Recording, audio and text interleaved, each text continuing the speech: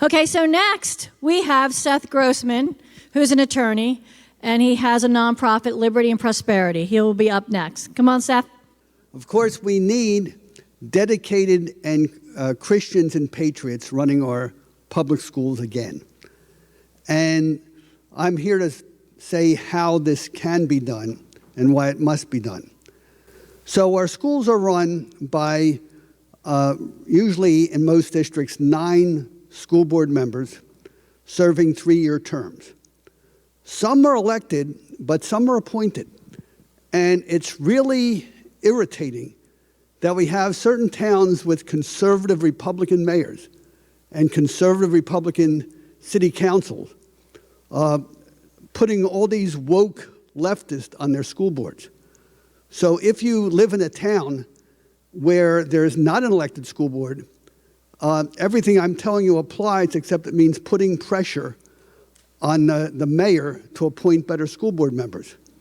We had something absolutely ridiculous in the city of Linwood, where the people were upset with their school board that was being appointed by the mayor.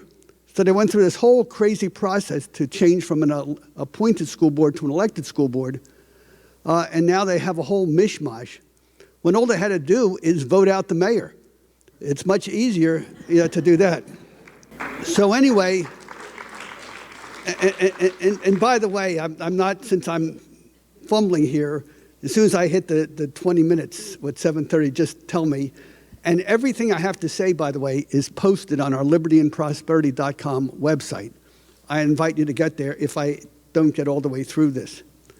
So we need our public schools to again teach traditional American values and critical thinking skills so that our kids can determine for themselves what is true and what is not. We also need to teach our children academic excellence in reading, writing, mathematics, and science.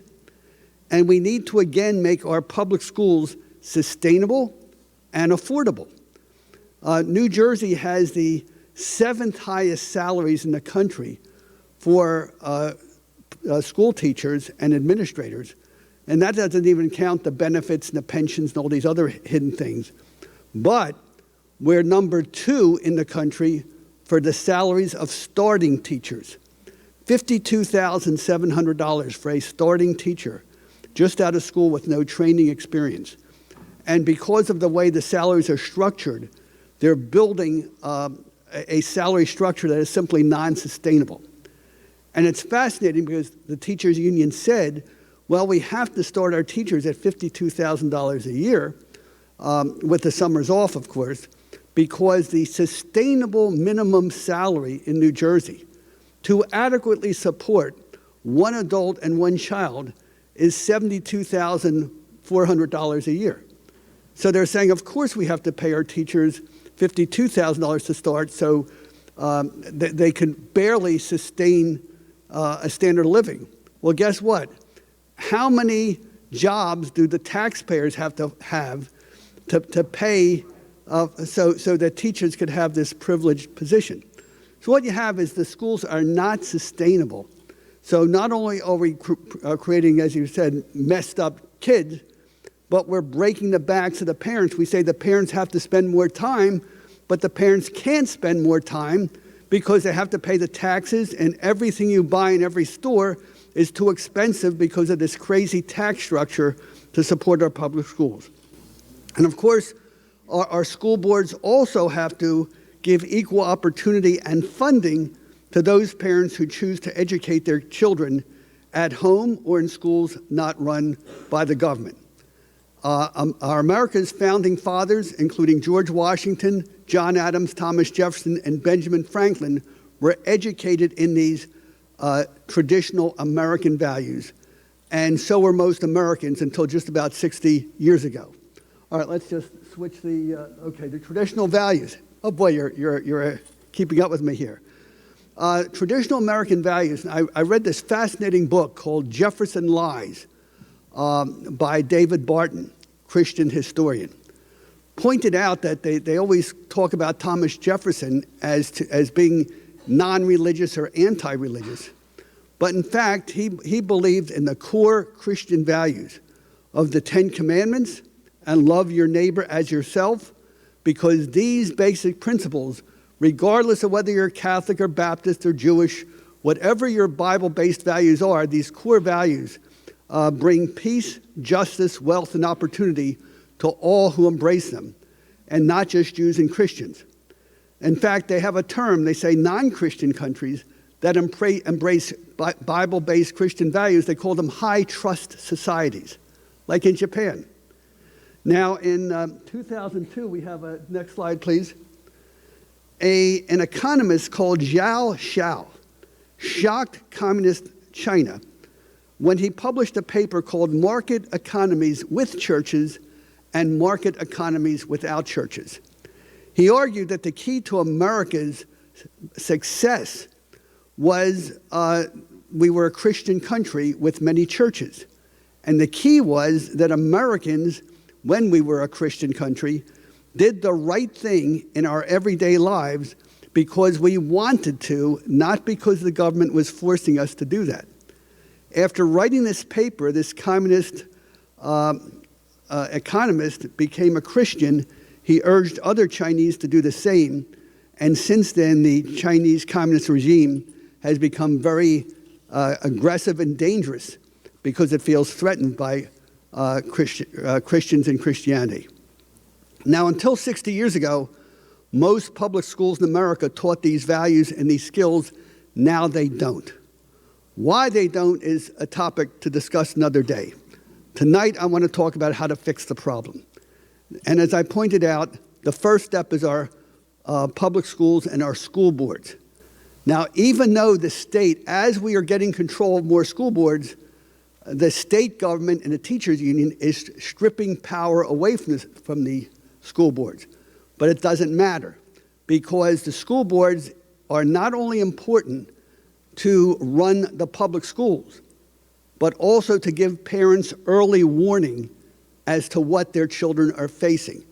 Because too often parents, especially when both are working, they have no idea about these crazy assemblies until their kids tell them about it.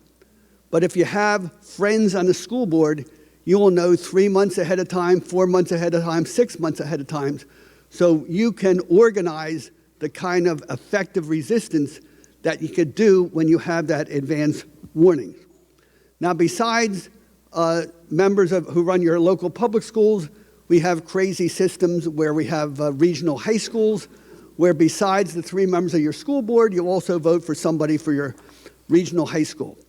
And we need Christians and patriots to be on these school boards.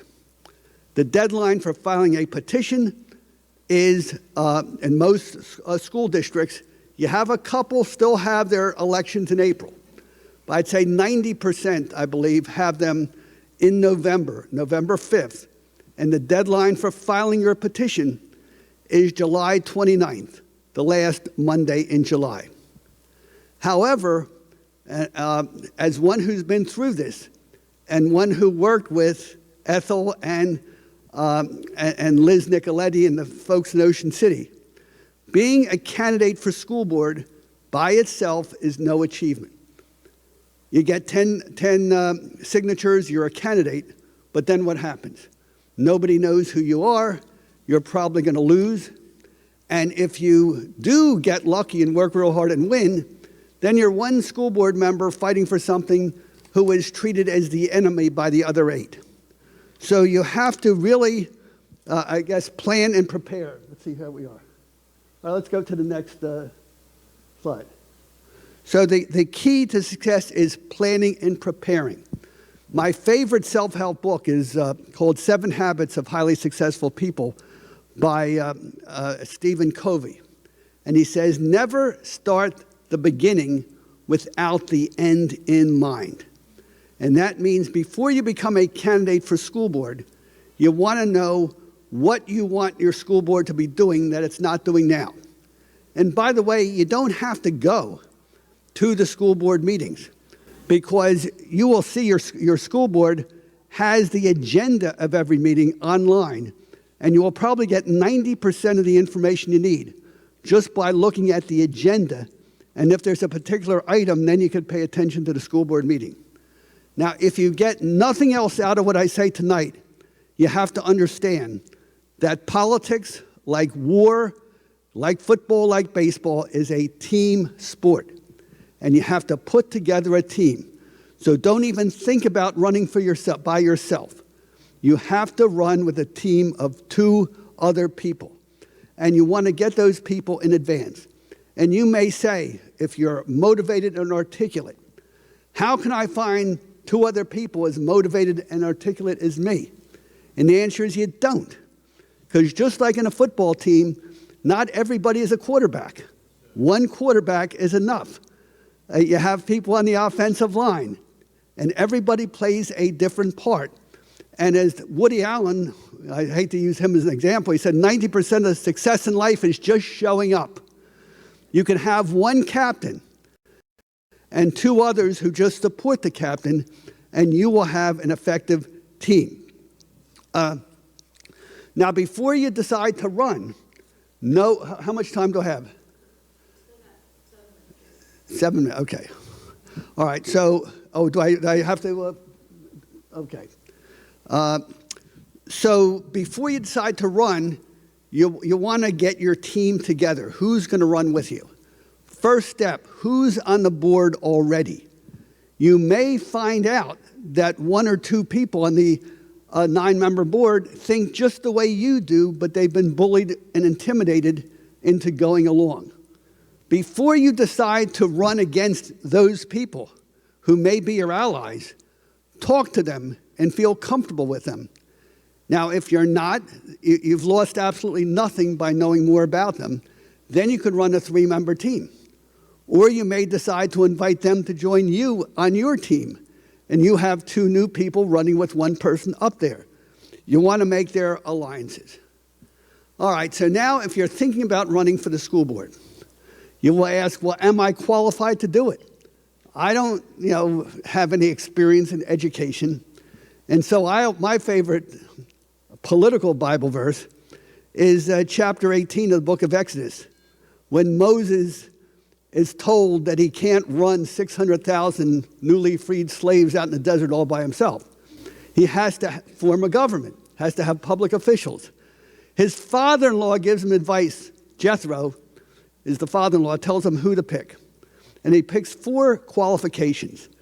And I think most people here meet those 4 qualifications. Number 1, people of accomplishment. If you have accomplished something in your business, in your family, in your farm, church group, synagogue group, you have the skills you need to be successful on the school board. Second qualification, people who fear God. I love that term, fear God. They don't say love God. Don't say be religious. What does fear God mean? Fear God means you're going to do the right thing when nobody's looking and you can't get caught. Because you fear God, because you're not afraid of your people around you. Number 3, people who speak the truth. And 4, people who are not hungry for money. People who are not running for the school board, and sadly, I'd say many people are running for the school board because either they're a teacher, NJEA union teacher in another district, or their relative supplies the copying machines, or everybody is wired into the racket somehow. So we're looking for independent people who are principle-based. So if you have these qualities, if you have this character, you can be successful because, again, you don't have to do it all, especially if you have a captain, if you especially have resources like Karen in the Pacific Justice Institute, like Liz Nicoletti, like Ethel Hermanow, like Jenny Larea, there's so many people who've done it who could give you the support you need. All right, so now that you've put together this team, what's the first thing you do? First thing you have to do is get together with the people you're running with and agree on an agenda of what you're going to do. Because too many people run for the school board, and then when they get elected, we're elected, what do we do now? And there are key decisions to get hit with right away. If you have to make a change, you want to make sure that the attorney for the school board isn't working against you and telling you everything you want to do is unethical. You want to be sure that your superintendent is not undermining you politically. So you may have to make decisions of replacing the superintendent, replacing the attorney, replacing a bunch of professionals, but you have to be talking about it and thinking about it now. So you have time to find out who you can trust and who you can't trust.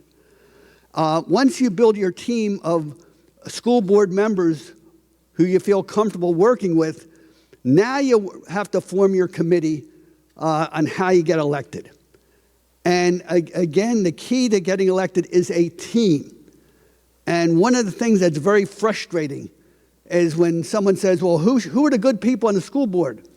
And someone will say, well, you have so-and-so is number 2 on the ballot, and so-and-so is number 7 on the ballot, someone else is number 10 on the ballot.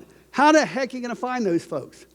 Well, you don't have to do that because there's a technique that few people know called bracketing, where if you have 3 people you agree with on your nominating petition, you put a letter in there, and I have all the forms here, saying we want our names to be together so the 3 of us, 1, 2, 3, we're right next to each other, and we have the same slogan next to our name. And what should the slogan be? And I remember I had some discussion with Ethel and Ginny when they were running, and of course you want to say traditional, you want to say moral, you want to say Christian, you want to say all these good things. Now, you don't want to say that because the Christians and the moral people, they're with you already. You need the votes of the people who probably don't agree with some of the stuff you agree with. So you pick things like academic excellence and achievement and efficiency. I think we used some of those words, and I think they worked. So you pick a good slogan, you pick a team, you run together. Next thing you got to do, you have to find out how many votes you need to win. In Galloway Township, Ethel Hermano needed 722 votes to win. And Ginny got 805 votes.